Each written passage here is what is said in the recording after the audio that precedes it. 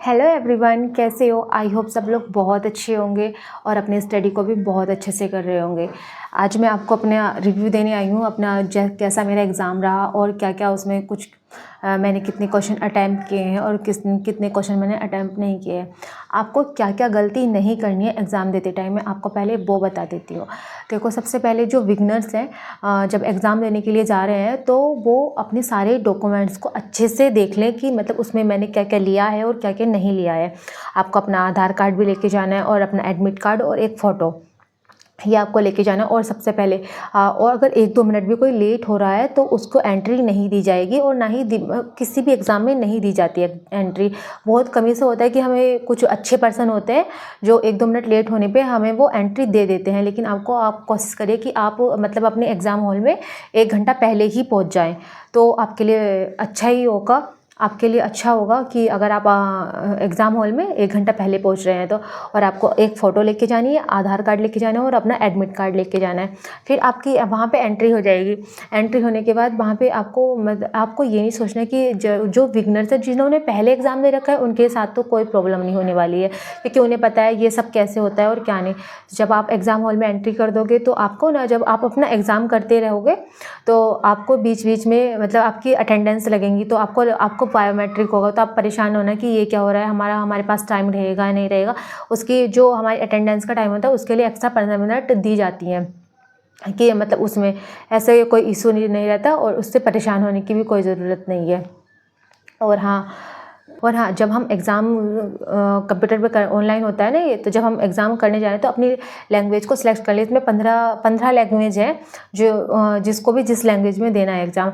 ऐसा नहीं होगा कि अगर हमने एग्ज़ाम स्टार्ट कर दिया और हम चाहते हैं कि हमने इंग्लिश में स्टार्ट कर दिया या हिंदी में स्टार्ट कर दिया और हम चाह रहे हैं कि मतलब हम बीच क्वेश्चन में आ गए और हमें समझ नहीं आ रहा इंग्लिश में और हम सोचे अब इसको हिंदी में कर लेंगे लैंग्वेज को, तो ऐसा बिल्कुल भी नहीं हो रहा है। ना ही होता है कि आपको स्टार्टिंग में जब हम एग्ज़ाम स्टार्ट करते हैं देना तो हमें तभी डिसाइड कर लेना कि हमें इंग्लिश में देना है या हिंदी में देना है। जो इंग्लिश मीडियम वाले स्टूडेंट है उन्होंने इंग्लिश में दे रखा है और जो हिंदी मीडियम वाले स्टूडेंट है वो हिंदी लैंग्वेज को ही सिलेक्ट करेंगे।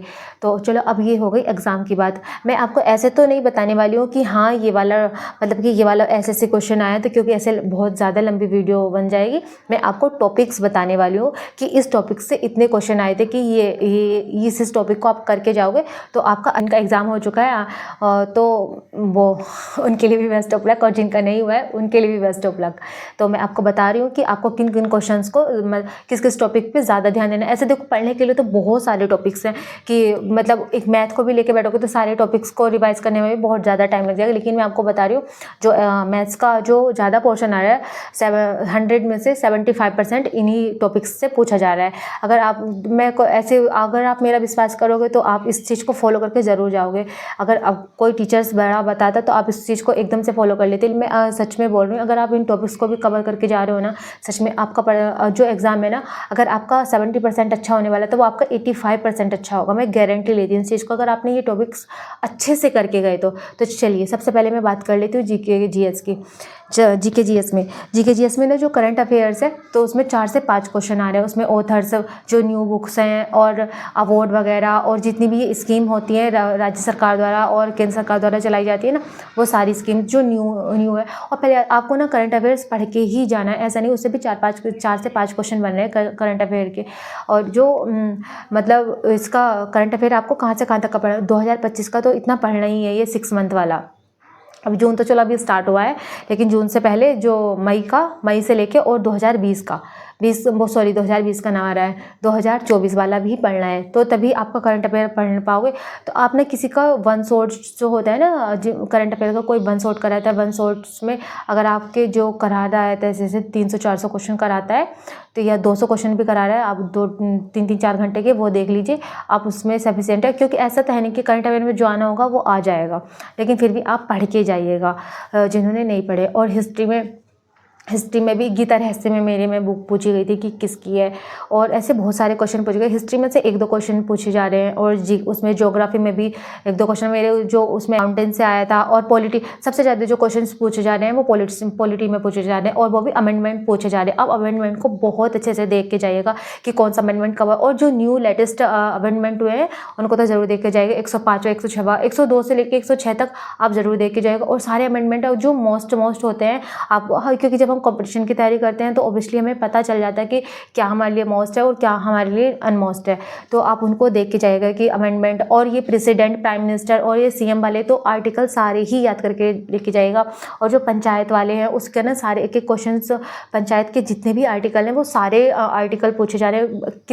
मैं ये नहीं बोल रही हूँ कि हाँ सारे तुम्हारे एग्जाम में पूछे जाएंगे, लेकिन 1-2 क्वेश्चन हर एक एग्जाम, मतलब हर एक उसमें पूछे जा रहे हैं शिफ्ट वाइज। तो क्या पता आपकी शिफ्ट में कौन सा क्वेश्चन पूछ लें, कौन सा नहीं। तो इसलिए आप अमेंडमेंट को अच्छे से करके जाना, आर्टिकल को अच्छे से करके जाना कि कौन सा आर्टिकल में क्या है। 32 आर्टिकल को करके जाना, क्योंकि ये 2 बार रिपीट हो चुका है आर्टिकल 32। तो फिर आप ये रिट वगैरह जो होती हैं, और सुप्रीम कोर्ट, हाई कोर्ट, ये सब के आर्टिकल तो आपको बहुत अच्छे से करके जाने। और अमेंडमेंट इससे भी ज़्यादा जरूरी, अमेंडमेंट, क्योंकि इसने इतने आर्टिकल भी नहीं पूछे जा रहे जितने अमेंडमेंट पूछे जा रहे हैं। तो आप इन सबको अच्छे से करके जाइएगा। और मैं बता देती हूँ, और बुक एंड ऑथर से भी क्वेश्चन आए थे, जो फिल्म होती है, और जनगणना से पूछे गए हैं। जो देखो, जनगणना से तो हर एक एग्जाम में क्वेश्चन आता है, चाहे वो कोई सा भी एग्जाम हो, जनगणना से क्वेश्चन आता ही आता है। चाहे वो अभी तो, और जितने भी एग्जाम है, कोई सा भी एग्जाम ले लो, चाहे तुम एसएससी का ले लो या कोई सा भी अदर एग्जाम, जनगणना से 1-8 क्वेश्चन जरूर आता है।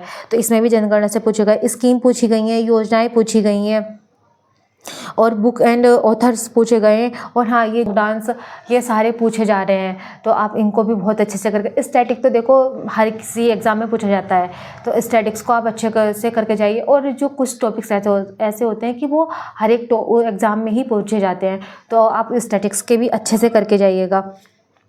और आपको मैंने बता दिया, हिस्ट्री से भी 1-2 क्वेश्चन आए, ज्योग्राफी से भी, और जो सबसे ज़्यादा क्वेश्चन आए करंट अफेयर्स के और स्टैटिक्स के आपको पता है सब। अब चलो मैं बात कर लेती हूँ रीजनिंग की। रीजनिंग में आपको देखो, अब ऐसा तो है नहीं कि हम पूरी रीजनिंग पढ़े, लेकिन हाँ, मैं आपको कुछ टॉपिक्स बता रही हूँ। ये 5-6 टॉपिक्स हैं जो आपको मतलब मोस्टली करके जाने, इससे ना आपके अच्छे खासे नंबर बूस्ट हो सकते हैं। अगर आपने इन टॉपिक्स पे कमांड बना के चले गए, आप ये सोच के जाना कि अगर हमने इन टॉपिक्स का हमारा एक भी क्वेश्चन गलत नहीं होना चाहिए, चाहे किसी भी टॉपिक्स का हो जाए, लेकिन इन टॉपिक्स का बिल्कुल नहीं, क्योंकि इन टॉपिक्स में से ना एक टॉपिक्स के 2-2, 3-3 क्वेश्चन पूछे जा रहे हैं। तो मैं आपको ये बता देती हूँ कौन कौन से। देखो, मिरर इमेज के मेरे शिफ्ट में 2 क्वेश्चन आए थे, और कोडिंग रिकॉर्डिंग के तो वो आते ही हैं। और ऐसे नहीं है कि बहुत हार्ड आ रहे हैं, अगर आपकी प्रैक्टिस अच्छी है तो इजी क्वेश्चन है, इतने भी टफ नहीं है, आप इनको इजीली कर सकते हो, ऐसा बिल्कुल भी नहीं है। और सिटिंग अरेंजमेंट में 5-6 लोगों को, 6-6, 7-7 लोगों को बैठाने के,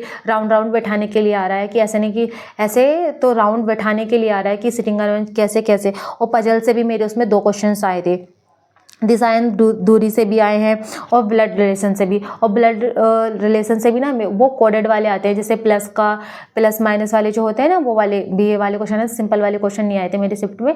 तो वे ब्लड रिलेशन के कोडेड वाले क्वेश्चन आए थे। आप देखो, मैं आपको कितने टॉपिक में 1 2 3 4 5 6, आप ये 6 टॉपिक्स को कवर करके जाइएगा। मैं फिर से एक बार रिपीट कर रही हूँ, mirror image, coding recording, sitting arrangement, design दूरी, पजल्स और ब्लड रिलेशन, इनको और मिसिंग नंबर, ये आप इन टॉपिक्स को कवर करके जाइएगा। आपकी रीजनिंग में मैं गारंटी लेती हूँ कि आपकी रीजनिंग में जितने, अगर आपके 30 में से ना 20 आ रहे होंगे ना, तो मैं गारंटी आपको 25 प्लस में ही जाएंगे, अगर आपने इन टॉपिक्स को कवर कर लिया तो।